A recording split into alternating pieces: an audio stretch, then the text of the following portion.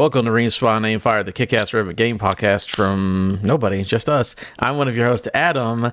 I think Ben Stiller's my favorite person at the game, Gumbert, and today we have two amazing guests with us to talk all about the summer gaming time. Yummy summer gaming. We have Chad, who's your favorite celebrity from New York, Michael Ennis. Ow, it's so hot. It's so hot. Get it? Summer. Favorite celebrity from New York. Who might be at the Knicks game right now. He's the guy, I'll get his name in a second, but the guy from that episode of Rick and Morty who's always saying, "I'm walking here." The guy from the episode movie where they had the guys who like the people who pretend that they've been with you your whole life and they warp your memories to make you think that, and then they're a parasite that infects you. Yeah. So you're that guy from that movie. I got you. Or that episode. Well, I like, that's my favorite guy from New York who might be at that basketball game. The actor. We also have with us Joel, who's your favorite New Yorker, Campos. Cousin favorite Mickey's New Yorker. I think Donatello, the Ninja Turtle. Anyway, Adam, I got a question for you. What Gundam is this? Gundam Suit B. Nope, this would be the Wing Gundam 0XXXG-00W0. I have another question for my Chad. Second guess. Chad, who is this? That is Black Girl McGillicuddy from Pokemon. Nope, that's actually Emma. I have a question for Joel. What kind of ship does this guy fly? That is These visual gags are crazy. Because it says X-Wing right next to your face. It says X-Wing right on the side of it. Yeah, I'm part of the Rebel fleet, the Rebel Alliance, y'all. I'm pretty cool. So you made Adam? yourself an X-Wing card? Like, what's going on here? At Galaxy's Edge in Disneyland, they have a little machine. You go in and take 3 pictures, and you choose which one you want to be your pilot photo. And they, like, crop your neck off, and they put you on a thing. Yeah, it's pretty cool. It's my galactic ID. That's cool as shit. What's Joel? Do you have a question before I moved on with the show? Or Yeah, what do you have for us? Ah, man. What? Emma! What flavor of zero sugar ocean spray is this? The UTI, Udi. anti-UI. It is Tropical Punch, baby. Anyways, catch us live on twitch.tv/Respawn Fire Monday evenings at 8:30. YouTube podcast services Wednesdays at 9 a.m. Some housekeeping. Your barf game for the month of June is Halo Infinite. We're going to go back. Joel hasn't played some of these games in a while, and he wants to see how they're feeling in the year of our Lord 2026. Specifically the online multiplayer. Specifically online is what he's interested in. So we're going to play some Halo Infinite and talk about that at the end of the month. Patreon early access episode for June is coming. It's coming hard, coming fast. It will come when it's ready. Tonight. Yeah, it's going to come real soon. Anyways, moving on to our main quest. Listen, everybody, there was a big to-do over the past week. PlayStation, they're like, here, we got some stuff to talk about. Geoff Keighley said, actually, this whole week is about me. So I also have a thing to show off. And then Xbox said, okay, Geoff, we'll jump on your back. And they also show something off. We're going to get to it much later, but there was a bet about Nintendo happening by today, the day we're recording. By Nintendo, end of day. Yeah. How late is the latest time zone on Earth? You're not going to make it. Does You it will still not make qualify? it. But no, Nintendo's also doing one, but by the time we're recording this, we do not know. So there's been all kinds of Summer Game Fest. The Key 3 week came around, and we're just going to talk about some of our favorite things at the Key 3 that happened. We're just going to go in order of the shows. We're not necessarily going to cover like the PC gaming show and all that, even though that stuff is good, so watch if you get a chance. But we're just doing the big 3 here. So State of Play, that's what we're starting with. We're not going to go through everything. We're just talking about the things that we care about or we find interesting. Boys, where are we starting? Start at the very beginning. Wolverine. Fade to black. Lights up. 60 frames per second. Wolverine stabbing the shit out of people. Gory blood everywhere. This looked so violent. It looked like if you're they do have a no blood mode or a low blood mode, I think it is, for those of you who are squeamish. But yeah, it is a violent looking thing, and I love it. And I'm very excited to play this. I also really appreciate that this is looking like it's a much more linear third person game rather than an open world. Like, I like Spider-Man for what it is, but I like it. Just give me a good, solid, succinct story and let me make my way through it. So I'm pumped about that. Yeah, this game, it looks amazing. Right, like from the second he like jumps off that rooftop, right, and just crashes down on the ground, and just immediately starts just fucking destroying and murdering everybody. Like this is going to be insane, and it's going to be a ton of fun. I can't wait to see the crazy shit people find in it, the crazy shit people do in it. It's going to be a ton of fun. It definitely looks very linear. Like if you're watching the YouTube right now, you can see it's just like a clear path. There's only one way for this man to go, and it's between all the buildings. Yep. But again, I don't have a problem with that once in a while. I can get down with an action game, 10, 12 hours. Let me go around and just chop these people up. Man, he stabbed a woman. That's the first thing. The first time we see Wolverine, he stabs a woman through the head. That's crazy. Equal opportunity murderer. Absolutely. But no, that'll be cool. That one's coming out September 15th, so that one will be soon. And by the way, over the weekend, we found out every video game is coming out in September. Just a big heads up. Yes. There's no other time to put a video game out. Take off work all of September. Yeah, so that one looks good. I'm interested in that one, and especially obviously the gore and the I like it. Halfway through or whatever, someone like shoots him in the back with a shotgun, and like you see this man's spine, and then like as he walks through the truck, like his back heals up and covers his spine back up. I'm like, yeah, we're having fun with this. They know what we want. I really like that, like how they integrate the healing factor into all of this, where he's not invincible. I think they did outline a couple of ways that like he could die. But I love the healing factor being visible on him as you're taking damage, which is cool.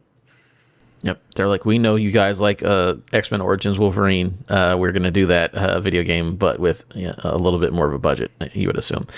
All right. Next up, well, who wants to go next? What's the next one? Are we going to go through the big two? I wrote all of these. I can't lead all of these discussions, but I wrote all of these for the entire document almost. So. Okay. Joel, did you have one that wasn't something that Chad already wrote? Are we going only PlayStation?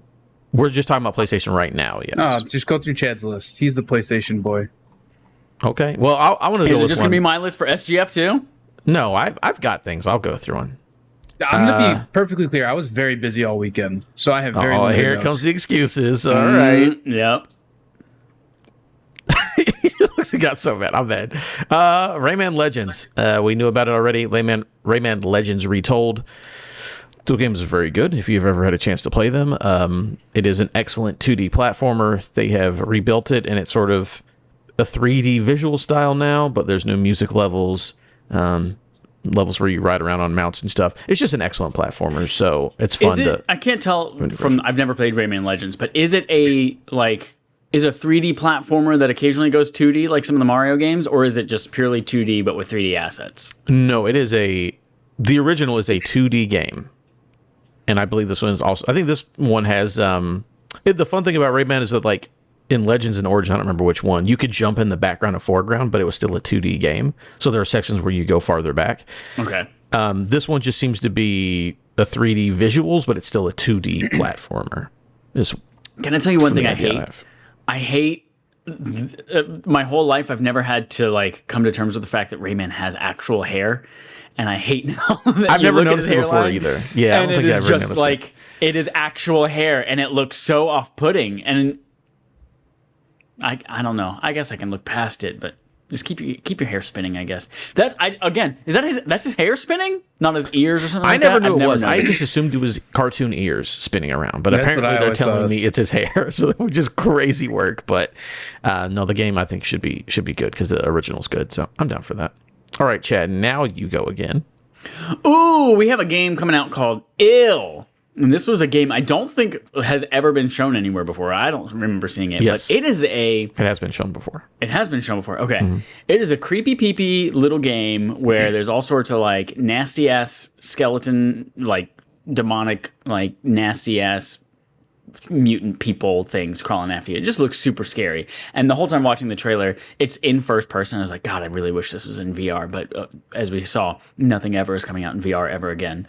But yeah, I just really want to play this game. It looks scary as fuck. It looks like a Dead Space meets almost like Fear, old game Fear meets, I don't know, Phantom Pain.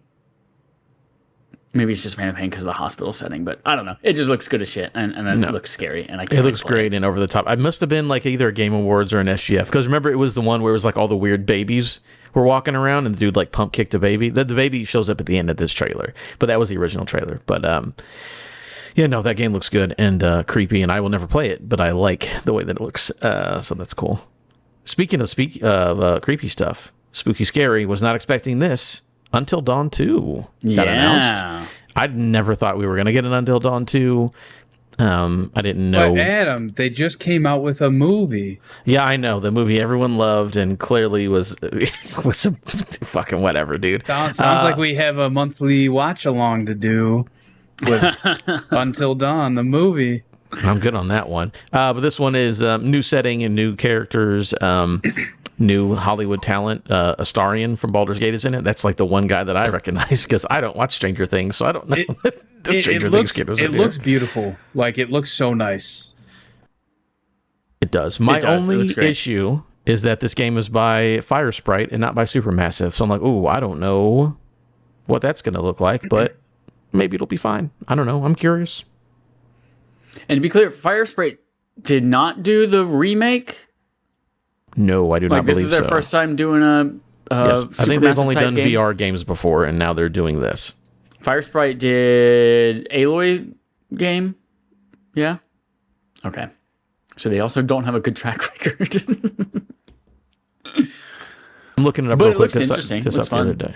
Yeah, I hope it's good. I like that story. That's one of my more favorite. And as long as you play those PlayStation games with exclusives. people, it's always a good time. It doesn't really matter what you're doing. So what they did, Firesprite has done, they did a Run Sackboy game. They did The Persistence, which is a VR game, Horizon Call of the Mountain, which is another VR game, and then now Until Dawn 2. The Persistence. I think that was actually really great. Hold on. The Persistence VR game. Nope, not the one I was thinking of. Yeah. JK. So again, I was like, we'll see. I am hopeful. I like this series. I like Supermassive making these games, even if they're 7s or 8s, but at least I can trust them to make a fun 7 or 8. So we'll see, but it's exciting. Nevertheless. She persisted. There you go. What's up next, Chad? Speaking of She Persisted, Lao Fei is not dead, everybody. Fei, God of War, Lao Fei was the thing that ended the show. It was 20 minutes of straight gameplay, all in the one shot. I'm very pumped for this game. Taking place, it starts the exact same way that God of War 2018 does, with the same exact scene. The funeral pyre burns her, blah, blah, blah. And then she wakes up and she's like, oh, Kratos, where am I? And then she's in the fucking afterlife, with the god's afterlife, with all the gods from every religion and every belief system ever, all together, that have all died. Who knows what the fuck they're doing? Hanging out, creating a society, waiting to move on together out of purgatory. Who knows? But I am very pumped to this. It has excellent looking combat, just like those games always do. Really great looking characters. Jack Quaid is playing Jello, and he's playing Frank. You're right. Sorry, Frank. Phranque. Frank. Oh my god, that's upsetting. I just looked at the spelling. That's how they spell Frank. Yeah. Yes. Come on, guys. Yes. Yeah, I'm pumped for this. First of all, love that gameplay style. It's some of my favorite games of all time. So to have more in that world. But the second thing is there seem to be connections to those games. Like there are unexplained events that happen in the first two, or God of War 2018 and God of War Ragnarok, that seem to be linked to events in this one that like retroactively explains them. Or maybe they were planned the whole time. Who knows? And that kind of shit just like, that gets me going. Build that whole MCU universe. You're saying like maybe plan the whole time. Let's well, wait till we talk one of the about biggest things like in God of War 2018 is like who blew the horn, and nobody they've never discussed who, and she might be the one who blows the horn retroactively in this thing. It's like, oh yeah, shit, you never know. Now we know. The biggest thing for me, though, is that not the biggest thing, but I do like the idea of this being an afterlife for the gods. So straight up, we're like, that person looks Egyptian. I think someone said like the big red dude she fights is like a Mongolian looking, like a thing from Mongolian mythology or something. I don't know where I heard that, but so that's cool. There's something that like 2,000 Hindu gods too, right? So like we could have a bajillion entries in this thing. Yeah, you could. And also just the fact that like Jack Quaid is a gelatinous cube, which is not a religious thing. That's a thing from D&D, which that's still fun to me. Like, let's get weird D&D monsters in here. The sword's definitely Excalibur. We can have a lot of fun with that stuff, but yeah, mixing different mythologies. Because again, since we kind of see like it's happening during similar timelines and maybe people come in and out of each other's stories, maybe there will be a time where there's 3 days where somebody, is crucified. I And there's hope 3 Jesus is days in where this. he's gone and then he comes back. Maybe we can finally get Jesus in a God of War game. But no, the main thing is that like, yeah, all the Greek gods are going to be there. They're like, oh yeah, you're Yeah. his husband, or that's your husband. Yeah, fuck that guy. We hate him. Yeah, and Yeah, we he's hate gonna and meet now Zeus, we Daddy. hate you. Yeah. But I Zeus think is also so. like that would be she'd be his daughter-in-law, so Yeah. that would also be an interesting thing to play with there. I think Yeah, what but Zeus has a bajillion daughter-in-laws. I think what's kind of cool about this is like this probably answers the question of like I'm sure that when they're shooting out ideas in the dev room, it's like, man, I really wish we could do this with these gods or that with those gods. This really answers that question, like, oh, we can do that with any of these fucking gods in this game. So that's a really cool idea, I think. I also love that they can explore like, man, I've always wanted to do this with this particular god, but the whole other part of that mythology doesn't seem interesting, or that's not enough to fill out a whole game. It's like, cool, doesn't need to be in this one. They can be a 5-minute battle and it can just be cool, a flash in the pan, and then they're gone. Yeah, no. Is that the Last Guardian? Is that the dog bird from the Last Guardian that we just saw on the screen? No, I think it was a dragon. No, I think it was the thing from Neverending Story.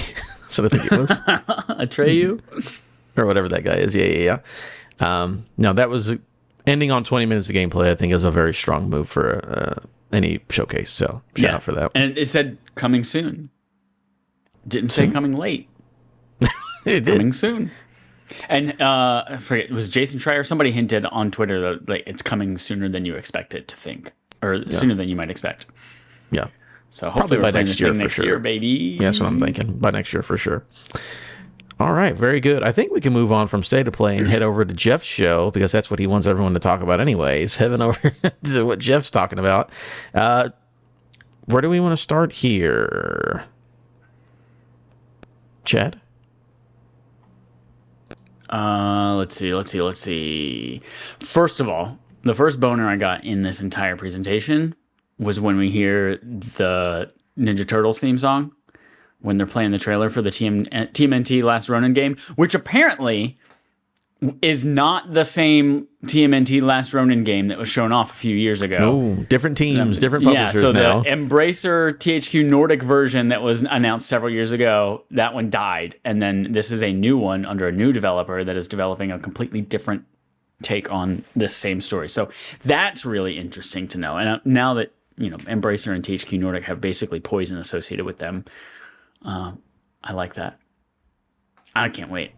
Yeah, Even though we just got like a concept trailer, like that's Yeah, it was this game basically not even a teaser. 4 years away, easily. Would be good. Next one up, someone's already typing it in. Control. We got a couple looks of Control, but I think the longer trailer was here at Summer Game Fest. Control Resonant showed off. That one is also very soon. I believe it is. I gotta scroll down through my thing. September. Yeah, another September. September 24th. Another September game. Yeah, too many of them. But I mean, can't guys, wait to play Control. through Control again before we get to Control Resonant. As just any excuse to play through that game. I'm so pumped. I've never played it. You idiot. You fucking idiot. I played Alan Wake 1 and Yeah. 2. You Alan, should go to play sleep. Control. Yeah. I played FPC Firebreak. See, now that's upsetting. But you played that instead of Control. No, I mean, no, it's fun. I didn't beat FPC Firebreak, even though I don't know that you can beat the game. I'm sure there's some sort of story You can element to platinum it. it. Audrey platinumed it in like a weekend, but I think that also includes like 40 hours of gameplay that she played all in one weekend. Yeah, and then probably has not played it again. Yep. What she did is she played probably for 10 hours and was like, oh my God, I only need 6 trophies left to get the platinum, not realizing it was going to take another 30 hours. Because I've done that many a times too. Can't believe it. But no, I like that this I always forget his name. I want to say Dave, but it's Jesse's brother. But yeah, I like the focus on melee combat. That should be fun. Because the first game is, Joel, if you haven't played it, you have superpowers and you have a gun. And this one you have superpowers and you can hit stuff. So I like the gameplay of Control very much. And it's really weird. And yeah, if you like the Alan Wake stuff, this is weird and freaky too. So I think you'll have a good time. All right, Chad. They're the king of vibes. Yeah. You just play a Control game and you're just like, I just want to, this is just so fucking cool. Let's talk about FF7 Revelation and the fact that I'm so pumped that they finally have given it a name, that they announced it exists, that it's coming in less than a year, but also like what a painful reveal that it was. Like Took a long time, huh? they showed 4 different trailers for it that were each like 2 to 3 minutes long. And this is a criticism not just of this delivery, but the entire SGF thing itself. It felt like the teleprompter was fucking broken during this because people would say like a sentence and then they would stare at the camera like they're waiting for something. Maybe they're waiting for applause. Maybe they're waiting for laughter. Maybe they're waiting for the teleprompter to hurry up and scroll up so they can see whatever they're trying to say next. Geoff did it with a lot of jokes and they didn't land and I wanted to punch him every time. But during this translation, something like, they're like, we're going to bring back out the game director from the last thing. Surprise, he's doing this. And then he talks and he has it translated. And then they pause and they wait forever. And then he starts to say something. He decides to say some things in English, but he still says them incredibly slowly. And then they reveal this. And then Matt Mercer comes out and there's awkward silence between them. And they feel like they've never had this conversation before or said these words out loud before. And then finally they play a trailer and then they come back and they're like, wait a minute, we have something else to say. Oh, we cut the trailer short. Let's show we have one more thing to play. And then they show it and they show coming spring 2027. And finally it's coming. But yeah, I think this game looks beautiful, and I can't wait to fucking go back and play hard mode Rebirth now. Yeah, I have so many things to go back and play. I can't wait. I love that it's coming out on all consoles at once and not doing the staggered thing that the last 2 did. I think that that's like best case scenario at this point. Personally, I'll probably still play it on PlayStation just because that's where I played the first 2. I didn't beat the second one yet. I got to go back and do that. But either way, it's really cool for people that have recently picked those up since they just came out. And I want to pick up that second one on Switch too so bad just so I can get the Magic the Gathering card. It's so stupid. Oh, it comes with a card? Yeah, it comes with a Magic card. Awesome. Next for me, Joel, it's the best thing that ever happened. Star Wars Zero Company. We finally got a date for that one. Oh, it's time for sicko mode. Star Wars Zero Company, from a lot of the people who made XCOM and XCOM 2, they're making a Star Wars strategy game. We got a release date of August 27th, and Anakin Skywalker's at the end. Listen, I didn't even need the Anakin part. Just let me run around and do my XCOM stuff with this little band of misfits. They kill one of these characters in the trailer because they're like, yeah, permadeath is a thing in these games, so get used to potentially losing one of the guys you like. But no, I mean, I've just been waiting for this game to get a release date forever, so finally getting it is nice because I was going to play this game no matter what, and then the trailer is fun. So here's the thing for me is this is a game that like I do not enjoy these kinds of games. Like I'll never play XCOM 1 or 2. Yeah, 'cause you have bad taste. I understand. No, and I don't like them. I don't know why, just not for me. But like I played the Gears of War one. I don't remember what the surname was called. Gears Tactics. Gears Tactics. And like the story was good and everything, but then I got to the last level and I just fucking could not beat it. I changed the difficulty to like the easiest difficulty, could not beat it. I don't know what the fuck was going on. I don't know if I just had bad characters. All the good guys died. I don't know. But like this trailer, I'm excited to play this. I don't know that it's something I'll pick up right when it comes out, but like it being in the Star Wars universe, seeing like all the, clone troopers and everything, like it's going to be a ton of fun. I'm very excited for this. Yeah, me too. Again, it's just from a lot of the people who made the game that I like, and then Respawn is doing support on it. I don't know what that means, but Respawn makes good Star Wars games. You know what that means? Hey, here's a bunch of Star Wars assets we already made. You can just drag and drop these into your game. Do you need hints on how to use this engine? I don't know what it is, but I'm excited. Yeah, man, get my Mandalorians out here with my clone troopers, having a good time. So very exciting from Adam specifically. Chad. Ooh, baby. Child Wars 3. Which is what I thought the logo treatment said for about 3 minutes or 3 seconds. But Guild Wars 3. They showed off the title. First of all, they started by saying, you know what's funny is I typed in Child Wars 3 gameplay and it came up Guild Wars 3 first click. That's awesome. Yeah, so they started showing the trailer for this, and I was like, and they're like MMO, blah blah blah. I was like, okay, this is probably something I'm not going to care about. And then they get to the title, and I look at it, and I was like, Child Wars 3. What? How can there be a game called Child Wars that's on its 3rd installment and I've never fucking heard of it? I feel like you would have to have heard of a game called Child Wars. And then I said, oh, that's Guild Wars, just with some super fancy looking script on it.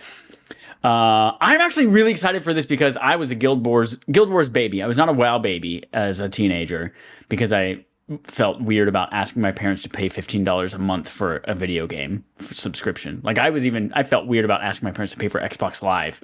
So I would only buy I would buy games that came with like the 3-month trial in it. And that was the only time that I had Xbox Live, is anytime I had a 3-month trial.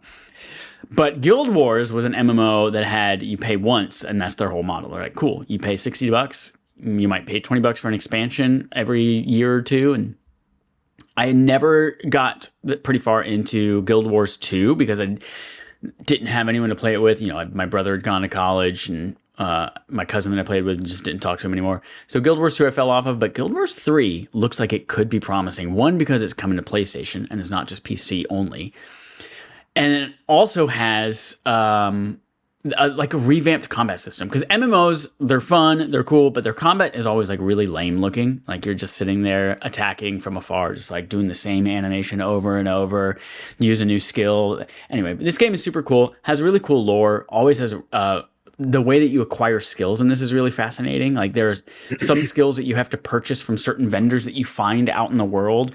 And then there are some skills that you capture. I don't know if this is still going to be the case in this one, but you capture using capture signets. So you have to go find an enemy that knows that skill and use it on you. And then you use the capture signet to learn it. And that's how you learn like elite skills and stuff.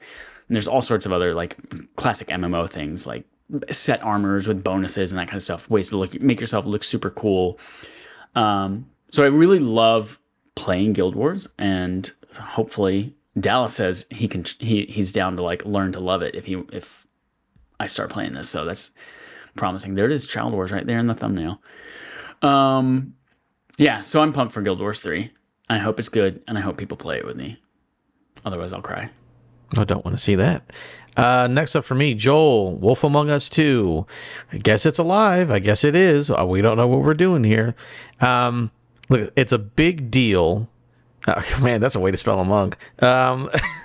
Wolf Among Us was at the height of Telltale doing their thing. It's an excellent video game.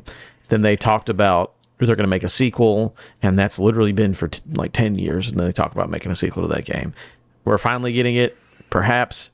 I don't know what's going on. I don't know if I trust the people who are there, because, you know, all those people went to Ad Hoc and made Dispatch, yada, yada, yada. Who cares? If it's good, I will be very excited. Mm-hmm. Was this the fucking Tin Man? Oh, yeah, dude. Have you never played Wolf Among Us? You can play the remaster coming out soon. No idea. What is this? I'm a little intrigued now. Yeah, so Wolf Among Us is based off of Fables, which is a graphic novel series, which is like all of the fairy tale creatures like live in the real world and are like real people like living in the real world. So like the Tin Man, it could be like a fucking drug dealer or some shit, or like the flying monkey. You know, like I'm just thinking of Wizard of Oz stuff, but like the guy you're playing is the big bad wolf. Like the Wolf Among Us is you are literally the big bad wolf from Little Red Riding Hood, and he's a detective of Fabletown, which is where all the same wolf from the Three Little Pigs? He might be. Yeah, he might just be the wolf for all the stories where there's a wolf. So the idea is like all the fairy tales and stuff, you know, Wolf like Blitzer. They're Blitzen.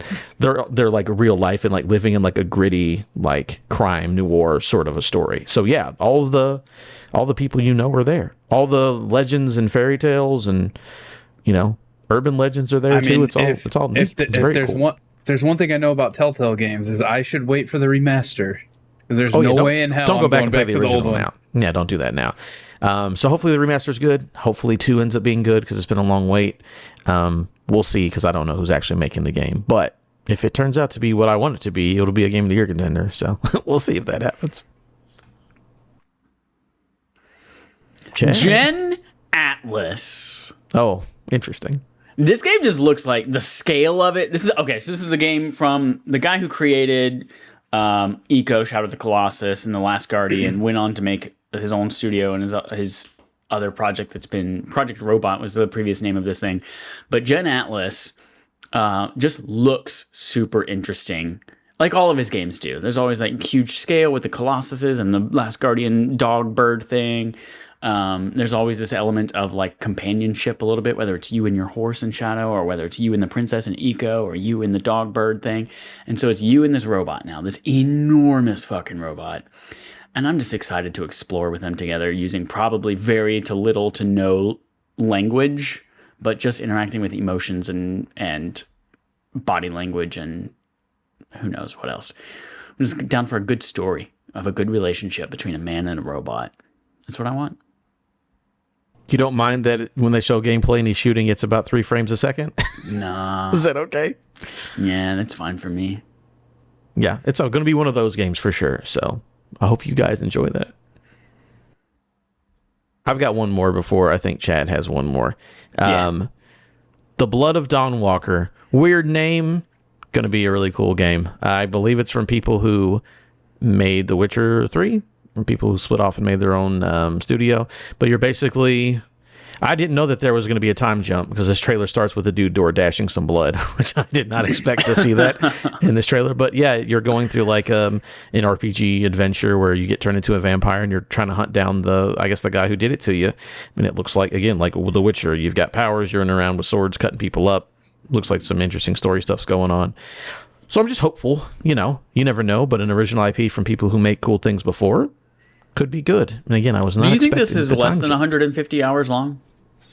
It'll probably be 105 hours long. No, I Okay. have no idea.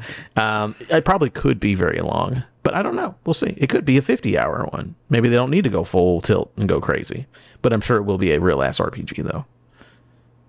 So I'm just excited. Be cool. That one's coming out soon, September 3rd. Another September game. Keep saying it. Septiembre. My final game for the Summer Game Fest is Resident Evil Veronica. This is a game I've never played. Code Veronica is a game I've never played. I didn't really get into Resident Evil until Resident Evil 4, and then I went back and played a bunch of things and played remakes as they came out. But Code Veronica apparently has a lot of links, thanks to some YouTube videos that I watched of how to prepare to Reninquium, Resident Evil 9.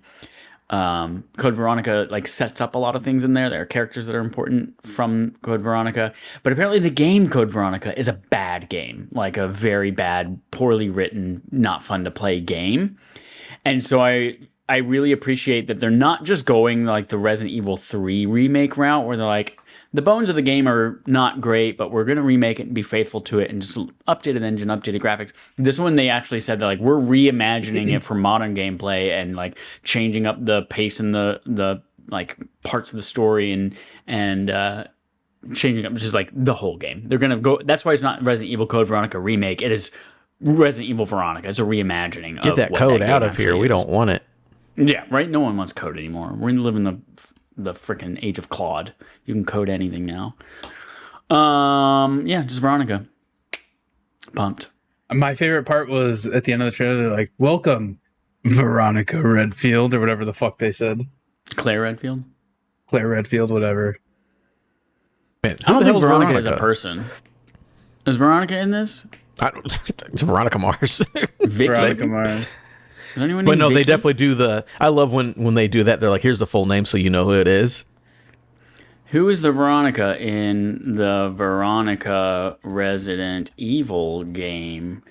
Either the remake one this is where he does too or much. the one with code in the title. Feel free to give me the one on Dreamcast or any gonna get of nothing. the ports. Let's see. Veronica primarily refers to Veronica Ashford, the ancient matriarch of the wealthy and aristocratic Ashford family. Cool. That's helpful. We know what's going on there. But no, yeah, you're right, Joel. I like when a game is like, welcome to the cafe, Anakin Skywalker. Yeah, It's like, yeah. well, And then you it just say zooms out and it's just little Anakin Skywalker. He's a baby. There's He's his full name. What is it? Whenever he's talking to fucking, what's the phrase that Andy Cortez always says from Episode 1 of Star Wars when he's talking to Watto? Not Watto. Yeah, when he's talking to Watto, it's just in a different alien language.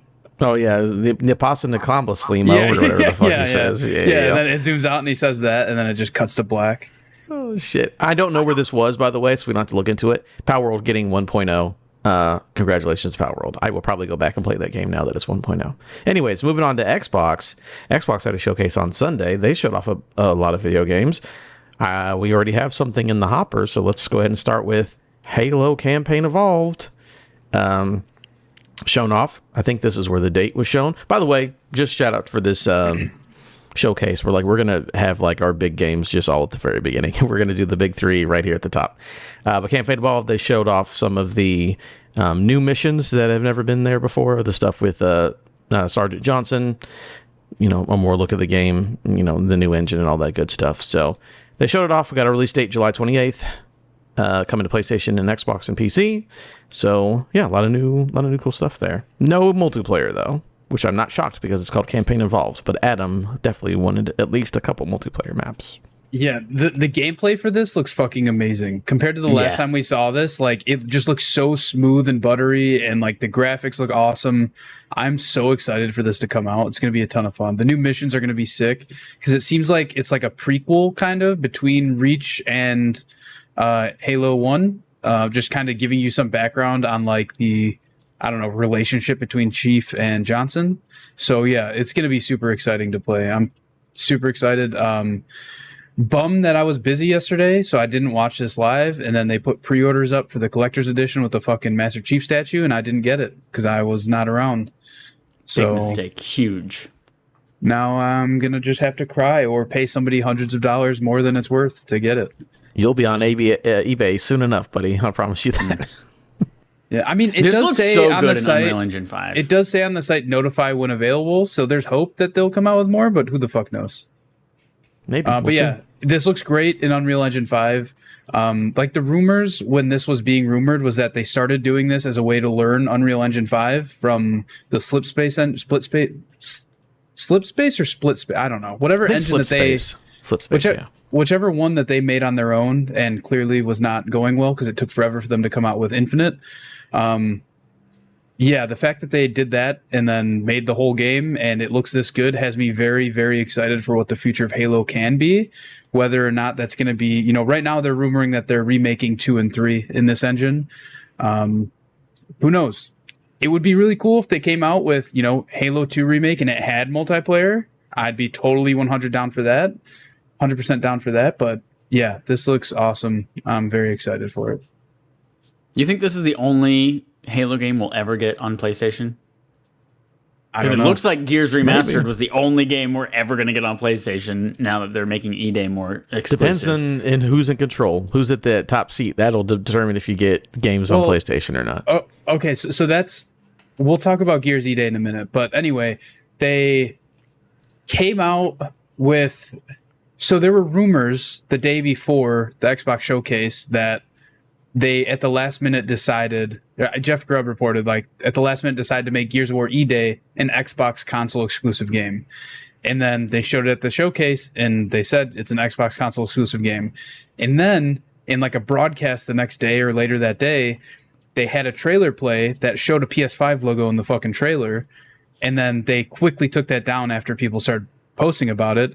And then like Tom Warren posted like, hey, if you wanted more proof that this was a last minute decision, here it is, right? They played a trailer on their fucking channel during, you know, their interviews talking about it and stuff that showed PS5, and they're still saying it's not coming to PS5. And then Aaron Greenberg replied to Tom Warren saying, Tom, that is not true. And then Tom responded, what is not true? And he said it was not a last minute decision. And it's like, dude, come on, just fucking admit that it was a last minute decision, right? Like, instead of stringing everybody along, trying to like, they don't want to sound like they don't know what they're talking about, right? That's what it comes down to. They don't want to be like, oh yeah, last minute we decided to pull this out of the hands of, you know, 60, 70% of gamers, whatever it is, right? It's so dumb. They said that like their excuse for it was only a select few people knew about it, and we wanted to announce this for the gamers. So what they're basically saying is like, you know, only Xbox executives knew about this, plus Jeff Grubb somehow, and we wanted to announce this for the gamers, right? Like, it doesn't make any sense. I feel like console exclusivity for a Gears game is like the most secretive thing that Xbox has going on right now that nobody's allowed to know about. Exactly. So, like, it's just like the rumors that they pulled it last second and they couldn't pull PS5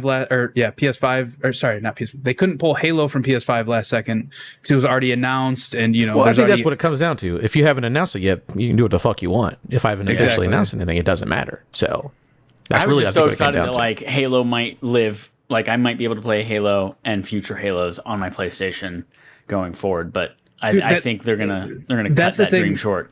Maybe That pisses me off is because like with Phil Spencer, like good or bad, we were getting somewhere with like unifying everything, right? Like we were getting so close to the point because like Xbox releasing all their games on PC, that was a big step, right? But then like also Xbox releasing some of their games on PlayStation, that was an even bigger step. And then like right around that same time is when PlayStation started coming to PC. So we were so close to being able just to spend like $3,000 on an insanely good PC and just playing everything, right? But then once Phil Spencer got the boot, Asha Sharma's like, nope, we're going back to exclusives. And then it just started the whole console war all back over again. We were so close, guys. Granted, like, I don't care if I have to wait a year to play, God of War La Fey on PC, as long as that's an option, right? Well, but you might now, not get that either because PlayStation also said they're not doing it anymore. No, I know. That's what I'm saying. It's like we were making such good progress towards back in that. the day. Oh yeah, I would have. And now both sides just completely shut the barrier, and now it's like fuck that. Like we're not even getting what is it, Saros, right? The latest PlayStation release on PC. No. So it's just like, man, all because Steam decided to make a box. We were so close. Yeah, maybe. So close. In Rocket League was the pioneer of that, right? When they just flipped the switch. Wasn't that it? They flipped the switch to on accident. Yeah. On accident. Yeah. Who knows? Good lord, it's a shit show. But hey, just buy a PC and you can hack it. So besides that, I guess we can talk about Gears because we're right here next. Gears of War E-Day got started the show and ended the show as well. All the notes that who I assume it's Joel that wrote. No, these are your notes, 100%. I promise they're not. Okay. What did they say? Don't worry about it. It literally says, "Don't say these things on the podcast." Who wrote that? It says, "Hold on, console exclusive, last minute ? Aaron Greenberg is dumb. I don't like him. Same category as Geoff. I assume Keeley. I don't know. I didn't write this. Don't say these things on the podcast." Oh, sorry, Chad. I can't tell because of the hierarchy. Like, are we not supposed to say what's under that on the podcast, or is everything above it safe? I don't want him to hunt me down. I am not afraid of Geoff hunting me down. I think I would like to fight him. Chad, I don't know who wrote that. That's crazy. But yeah, Gears E-Day looks fucking awesome. I'm super excited for it. Graphics look awesome. Super filled in city. Yeah, it's just going to be a great, like, I don't know, buddy cop type of game, right? Like all the Gears games have some sort of like camaraderie, right? Like that's where the story in the game is with like your, I guess, fire team, for lack of a better term. I don't know what they call it. Like they're, your squad, I guess. Squad. But like the story of this is that Marcus is like best friends with Dom's older brother, and Dom's older brother passes away. And that's kind of what brings them together. So this is kind of like an origin story to their friendship. And that's just going to be awesome because like, if you've played the Gears games, you know that like Marcus and Dom are just fucking, they're the homies, ride or die. Best of friends. I also, I was talking to a friend in a secret Discord. He was talking about like, he likes kind of how it seems to be going back towards more of a horror angle. Because, I mean, there are horror parts to all of these games, but the idea of like we don't know what's going on, and I mean we know by the end of this fight that like they don't win this fight overall, obviously they Dom and Dom lives and Marcus live, but like this city I'm pretty sure goes to shit really quickly, and like they lose a lot of people die in this. Like this starts with like people just getting like murdered and dragged into holes in the street and shit. So it's like that'll be fun to have a return to the scary stakes that we've had before. So is this 4-player multiplayer? I would assume so. Yeah, they showed off 4 the squad is 4 characters. Yeah. Dope. I'm excited for that. I'll definitely be playing that. 4-player co-op, hell yeah. When is that? September? October? That is October 6th. Basically September. Yeah, basically the end of September, beginning of October. This is what that one is.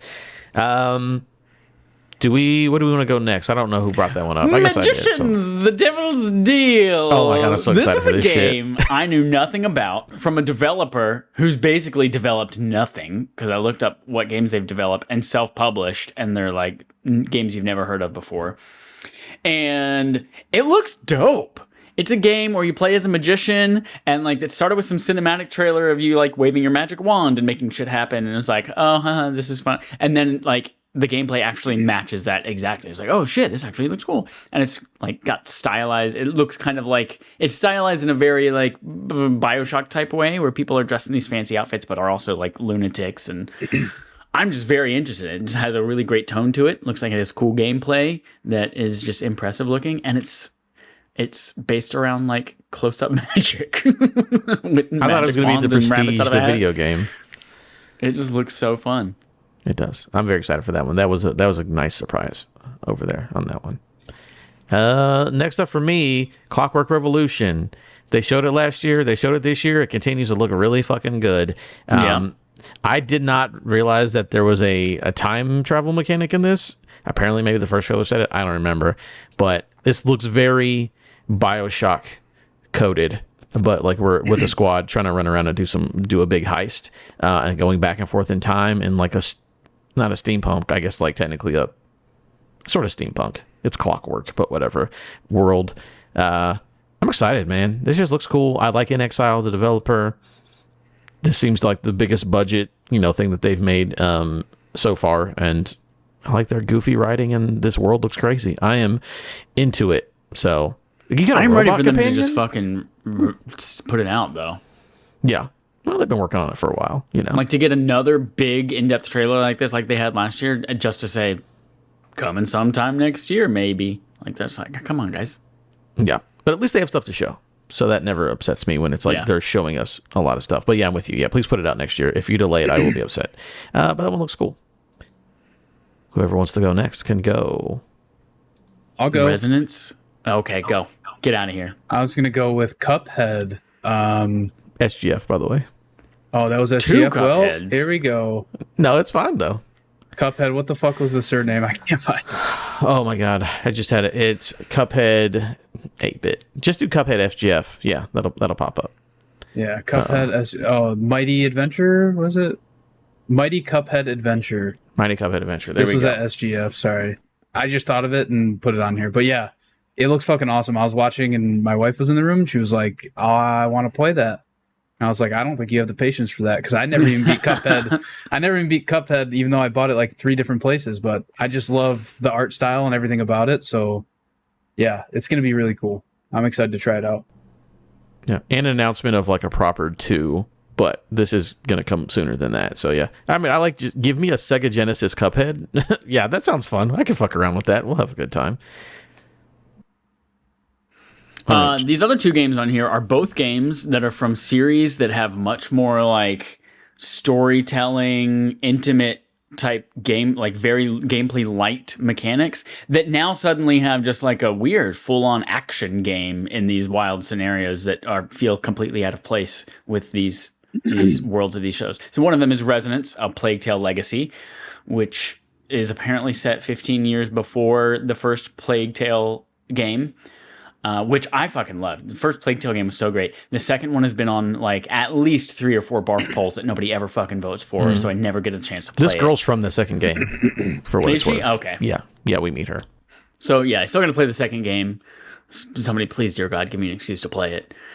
But yeah, this game just looks great. But it looks full on action, whereas the other ones were a little bit more stealth, puzzle, use the rats in unique and clever ways while you just kind of listen to this fully grown adult pretend they're a 4-year-old boy. Amicia. Voice acting. Amicia. I played through the first game like 90%, and then it got taken off Game Pass, and I never went back. You'd probably And then like the last one is Senua, where Senua. where Hellblade, one of my favorite games ever of all time, Hellblade 2, couldn't play more than 2 hours of it, got super bored. And then Ninja Theory's like, guess what? We're coming out with Senua, and it's coming out next year, I think they said it was.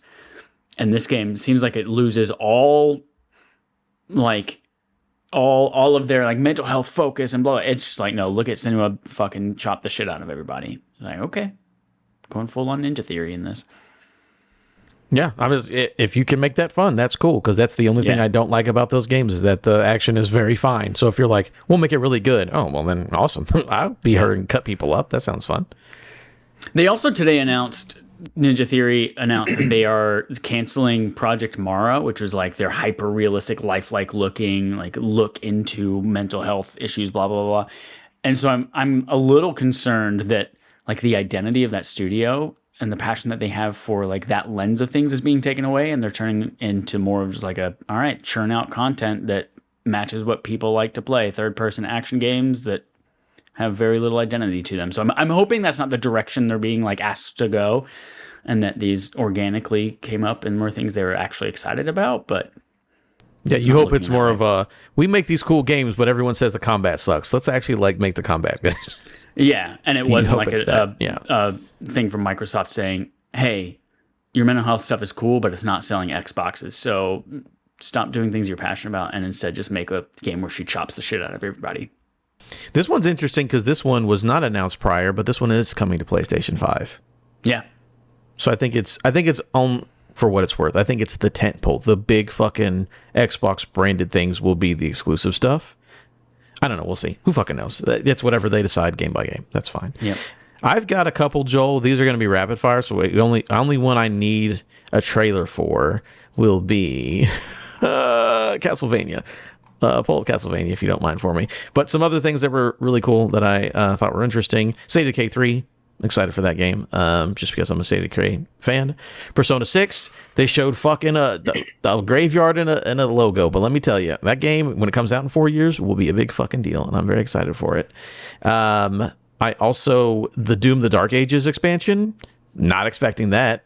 I'll play with that. If you haven't played Doom the Dark Ages, it's my favorite of that trilogy, personally. That fucking slow fucking chopping these dudes up and beating the shit at everybody as a tank is a super fun time. And then last, we will get to this Castlevania Belmont's Curse game that I have been excited about ever since I saw it got announced. It's from the people who made Dead Cells, but it is not a roguelike. It seems more like a more straightforward, Castlevania action game. But man, that Dead Cells is so fucking good as a 2D, basically a 2D Metroidvania, but roguelike. So I trust them implicitly with doing an actual Castlevania game. It looks gorgeous. The gameplay looks just like Dead Cells, but just not in an 8-bit art style. And I think that game is going to be very, very good, just based on the other games they made, which are very, very, very good. And Dracula says that, hey, there's a girl here. So that thought was funny. One of the first lines is like, oh, you wouldn't have ever thought when I said descendant of Dracula, or the descendant of Belmont, said it's a girl, did you? It's like, come on. But it's fine. We'll kick the Grim Reaper's ass and kill Dracula for the 17th time, even though he never truly dies, because that's how these video games work. But yeah, that was the SGF weekend. Fable's delayed officially, right? Yeah, they pushed it to February. That was last week. I think they said that. Yeah, they told us that. But the trailer was cool. Haley Atwell's the bad guy. Seems really neat. Yeah. That trailer made it look like, and I hope this is the case, that there are a lot more like actually cinematography, like there are actually like cut scenes that have camera movement to them and things like that, rather than just third person or first person RPG. You're talking like Bethesda style. You're talking to an NPC, and they just kind of stand there in front of the camera and yap at you. This is looking more interesting to me than I thought I would be. Plus Haley Atwell, and it's like this whole trailer just has all the jokes landed for me. It looks great. Very funny. And what a cast. We've got the guy from the IT crowd. We got Haley Atwell. I heard fucking Nadia from fucking What We Do in the Shadows in there.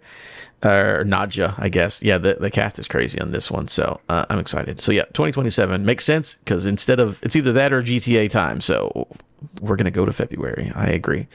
But yeah, that's another random weird thing from Xbox in terms of this PlayStation 5 nonsense. They came out with a trailer today that was a campaign trailer for Halo Campaign Evolved, and it says gameplay footage captured on PS5 on it, which is like, dude, what the fuck are they doing? Right? Like, it's like snip snap like Michael Scott and his fucking vasectomy. Like, it makes no you have any idea sense. The toll 3 vasectomies takes on a man? Yeah, it makes no sense. Like, they could have very easily just put like gameplay footage, right? They didn't have to specify if it was on Xbox or PS5. It's so weird. Like, make up your goddamn minds. But remember, Joel, only the most important executives at Xbox were allowed to know about this exclusivity thing. So whoever made that trailer, there's no way they could have known.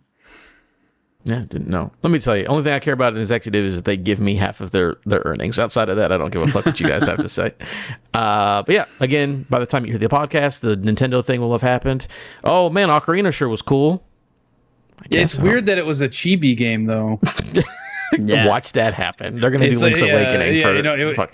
No, not that. It's gonna be like Pokemon Diamond and Pearl remakes, but it's gonna be Ocarina of Time, and the internet's gonna lose their goddamn minds. Crazy stuff. But yeah, no, we'll probably talk about that next week if there's anything worth talking about. Moving on to Playtime. Talking about Playtime. Joel, what's up? You went to Burger King 99 times? What happened? Crack 99? No, that was last week's. I didn't update it. I fucking went to Pokemon Go Fest over the weekend. Oh yeah, you did. I saw some pictures. Dude, So jelly. I went 2 days. So I went Friday and Saturday. Saturday was my park pass. Dude, insane. Like, they sold 103,000 tickets, I think is what I saw online. Holy shit. For Go Fest over the weekend. So the way they did it is there were 3 days, Friday, Saturday, Sunday, and each day there was 2 sessions. There was a morning session and an afternoon session. And so you could buy a ticket for one of those sessions, which gave you access to everything inside of Grant Park, which was like all the Pokestops, all the gyms, all the timed research within Grant Park, all that good stuff. But if you did not have a timed, a ticket for a specific time, like if you missed out because you waited too long, or you just, like Friday I went there and I didn't have a ticket for the timed research. So there was absolutely nothing in Grant Park. There's no Pokemon spawn, there's no stops, nothing, but there's still hundreds of people with their timed, ticket going around catching stuff. But what you can do, which is an unlimited amount of tickets, is you can just buy a citywide pass, which means, you could still catch all of your shiny Mewtwo's, your shiny Kyogre, Groudon, Shadow, Groudon, Kyogre, everything all over the city of Chicago, as long as you have that ticket. So it's basically Friday when I went down there, I met up with some friends, and we just did the citywide stuff. So we went in Grant Park and just walked around for a bit, just to, get the good vibes of all the Pokemon nerds hanging out, check out like the merch store, stuff like that. And then we just went and walked around the city, and there was just hundreds of people walking around the city playing, and it was so fucking cool. But then Saturday morning was my time slot from 9 a.m. to 1 p.m. I got down at the park at like 8 a.m., stopped and got coffee. And then started my time research. It was hot as fuck. I got so sunburnt on my neck, like, it still like hurts to the touch. It's going to start. Oh, I could feel it now. It's going to start peeling soon. It's going to be disgusting. But, it was a ton of fun. I got my Mewtwo XY. I got a bunch of extra shinies for Chad. So my time on Saturday, there was also near Grant Park. Okay. So all weekend there was a jazz festival going on at Millennium Park, which is right next to Grant Park. And then also on top of that, on Saturday was Team USA playing Team Germany in soccer at Soldier Field on the other side of Grant Park. So there was they said an estimated 200,000 people all within like a 2-mile radius of each other, and all pedestrians, because every time there's an event at Soldier Field and it gets out, you have tens of thousands of people all walking from Soldier Field into the city through Grant Park just to try and get Ubers and shit, or a divvy or electric scooter. And so what they did is they shut down all Pokemon Go activity south of Grant Park.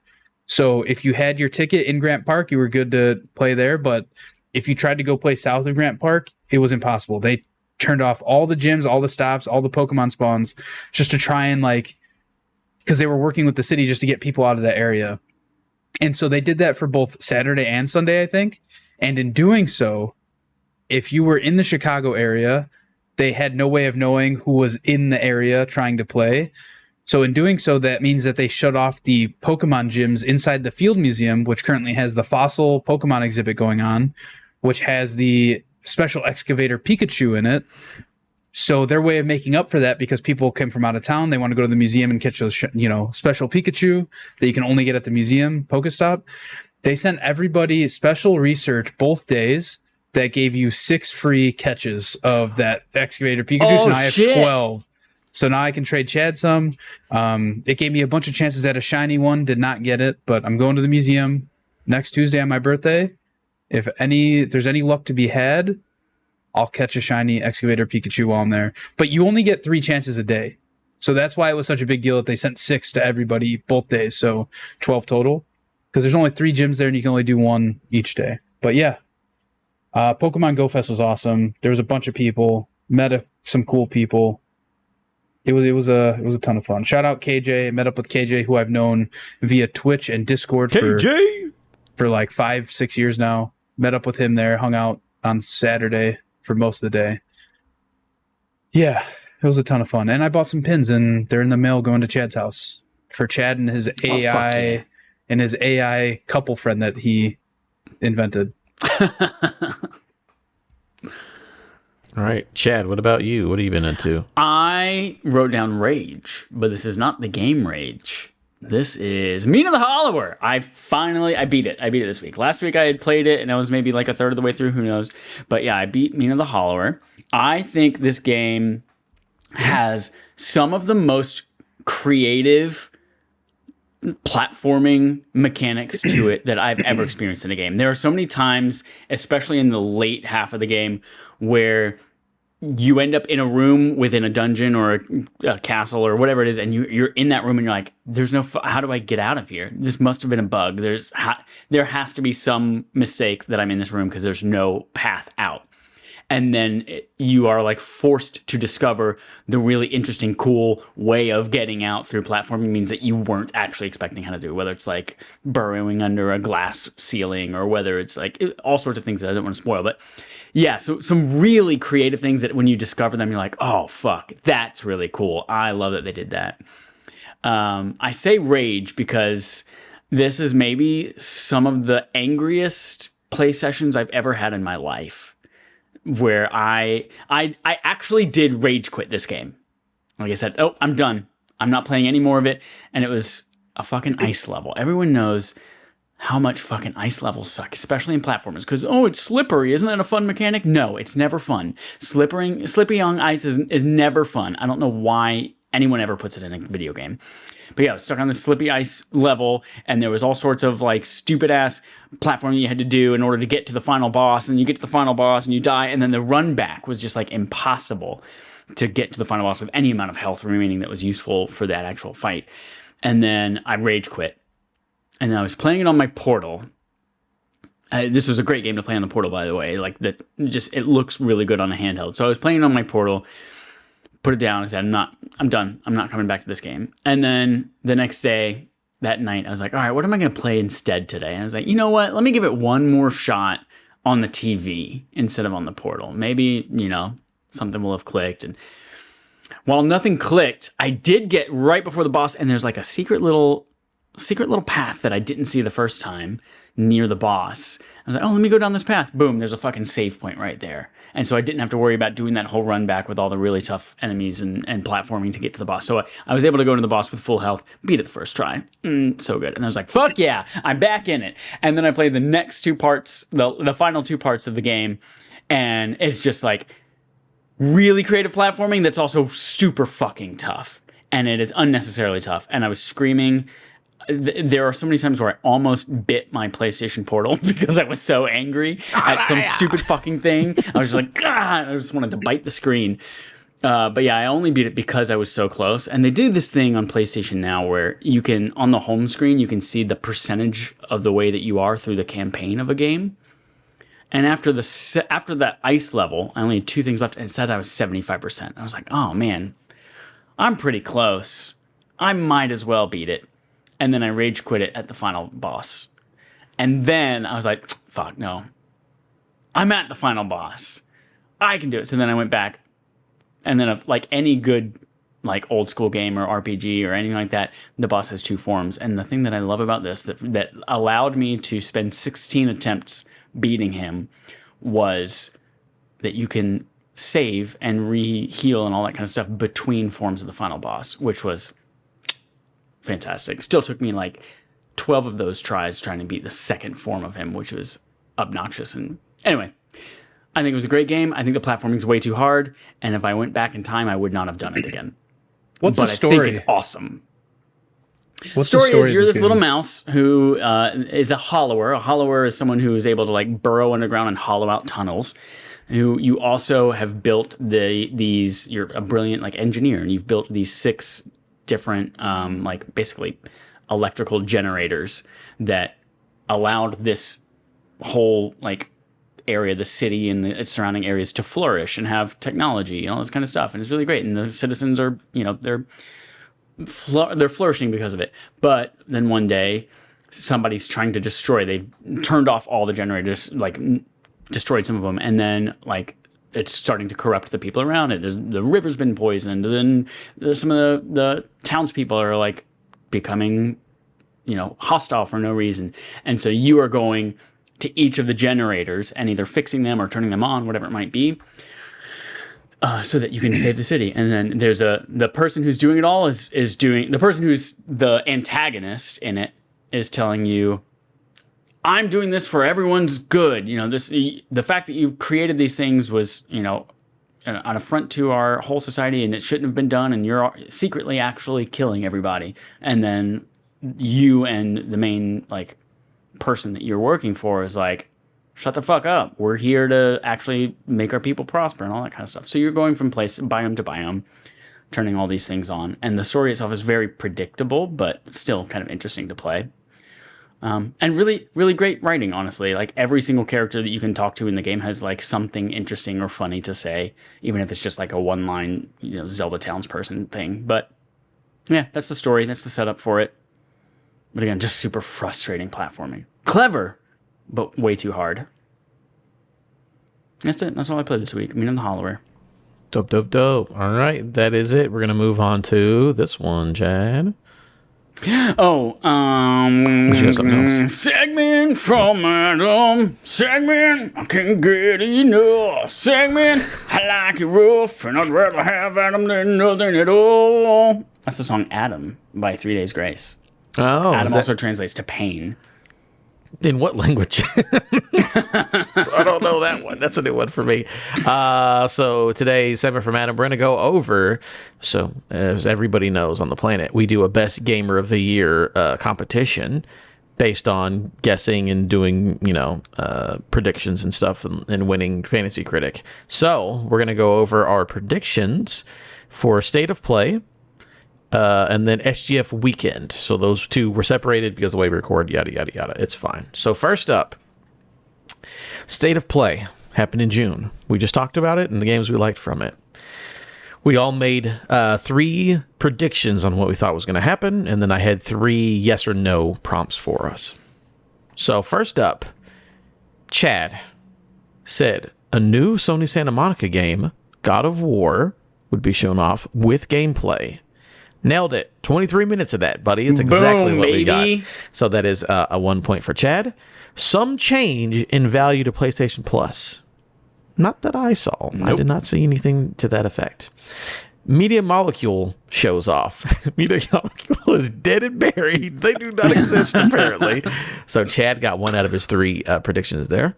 That's one of the, Sony subscribed to Media Molecule 10 years ago, and they just forgot they have that annual recurring subscription. And they're like, why? Oh, fuck, we're still funding Media Molecule? Damn it. Remind me to cancel that when we get home. Yeah, Planet Fitness in Atlanta, Georgia. How did that happen?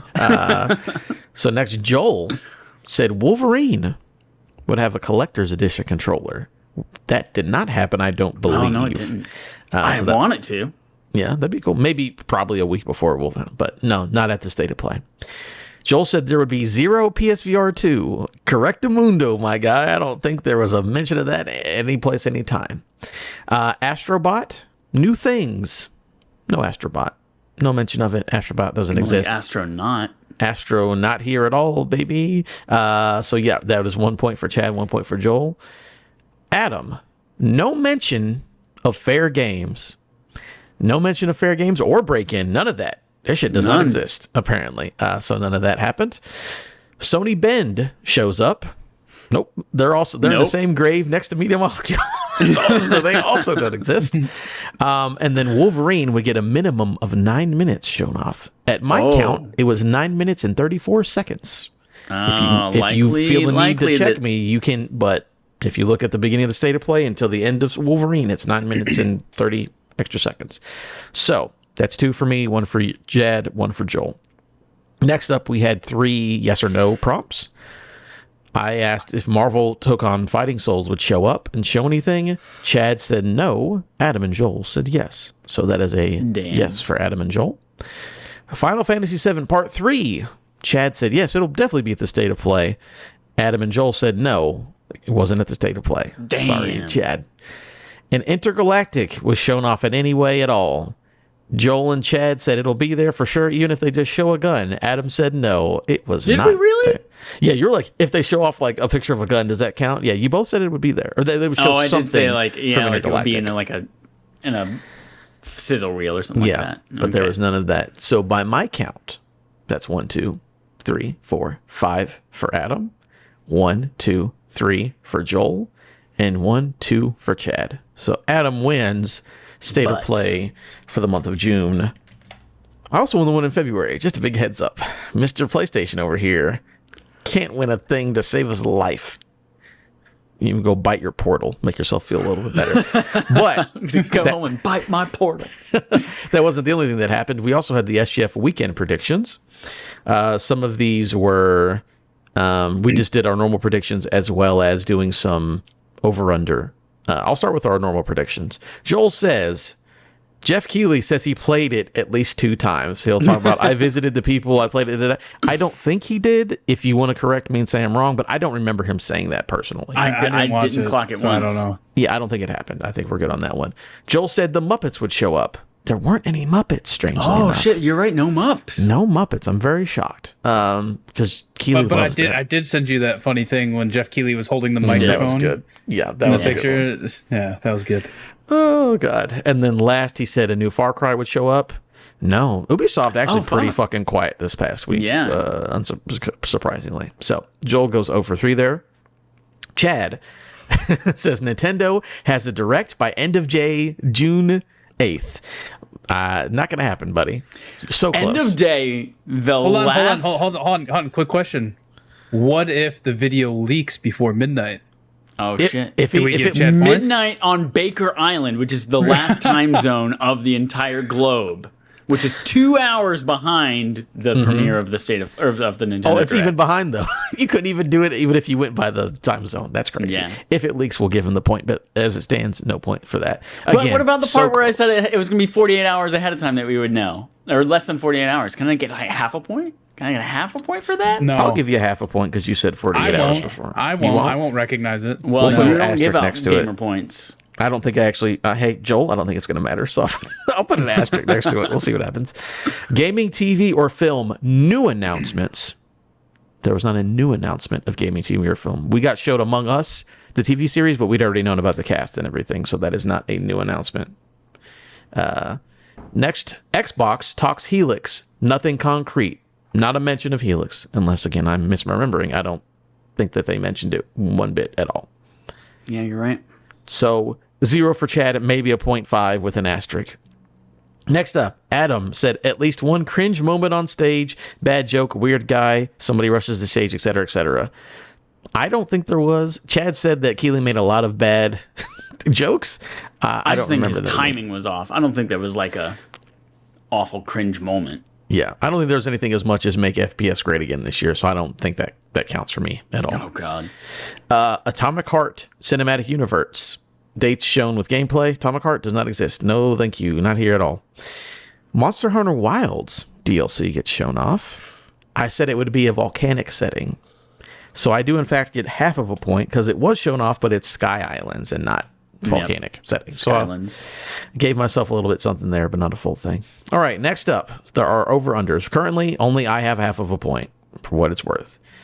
These are over-unders. Number of shadow drops was set at 0.5. Chad said under. Adam and Joel said over. So I'm going to put this up to you guys because I don't really care one way or the other. These were things that were shadow dropped this weekend. Among Us animated series, we're like, it's all out now. Fights in Tight Spaces 2 got announced for early access, out now at the PC Gaming Showcase. And Where Winds Meet was announced and released on Xbox right then and there. Do you count that, yes or no? I don't think so. They're shadow drops.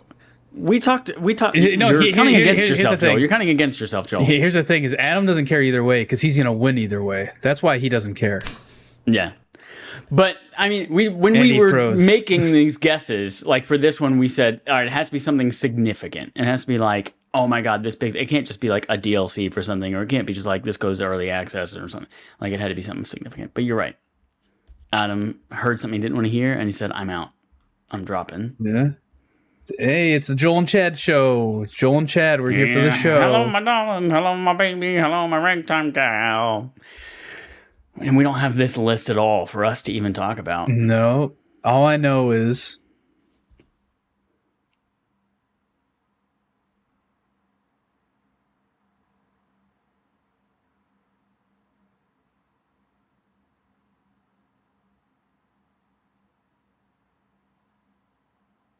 yeah. So like exactly what I was saying is like I don't even know.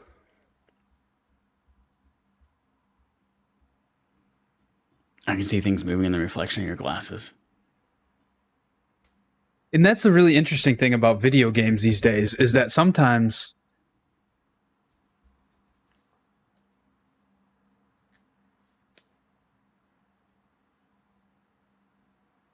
gamers themselves, they just don't really know. You know what I mean? Like sometimes they think that they know, and then but there's other time.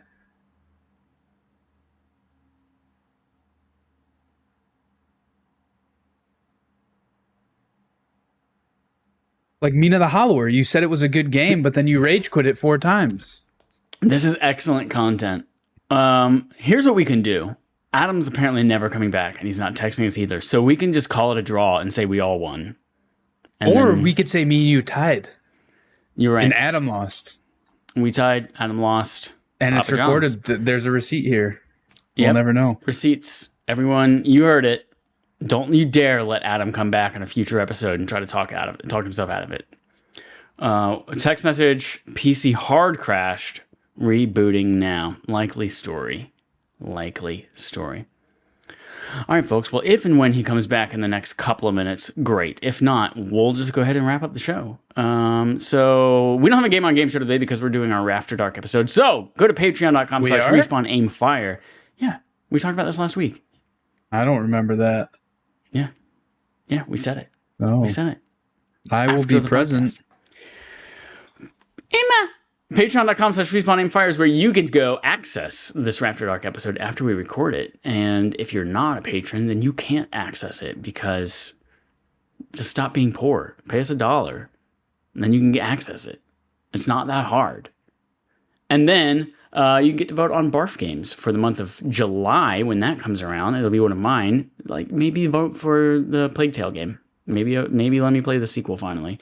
And then if you are playing our Barf game for the month of June, Backlog Accomplishment, The Respawn and Friends, that is Halo Infinite Multiplayer.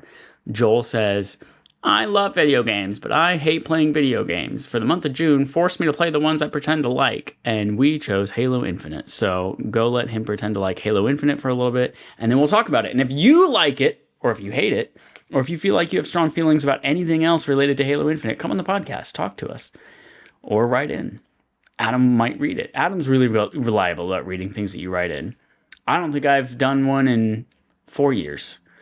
In fact, Cozy used to write in ones, and I would be like, fuck, I need to read this. And we would read them like 2 months later on another Barf game. So like we're reviewing BioShock, and we're talking about Cozy's review of like Super Mario World plus Bowser's Fury. Those are both made up scenarios, but like, yeah, we do them way afterwards. Adam is back. Adam, while you were gone, we tallied up the rest of the points, and Joel and I tied for first. That's how it happened on the record. I mean, it's already over. It's Yeah. done. We It's behind wrapped up us. the show. We already talked about our Patreon. It's the We already past. talked about 2 Barf. gamers points. Oh no! But we did go through them. We did it. Yeah, we went through it. Yeah. Oh no, But we went did. through them. Yeah, Yeah. yeah. We went through them. You'll have to go back and listen to the podcast. Yeah. All right, cool. That's it, everybody. Until next time, here's our usual sign off. I'll fight Adam till the day we die. Oh no, keep doing it. And that day we'll be together. We're both gonna die. We have a pact.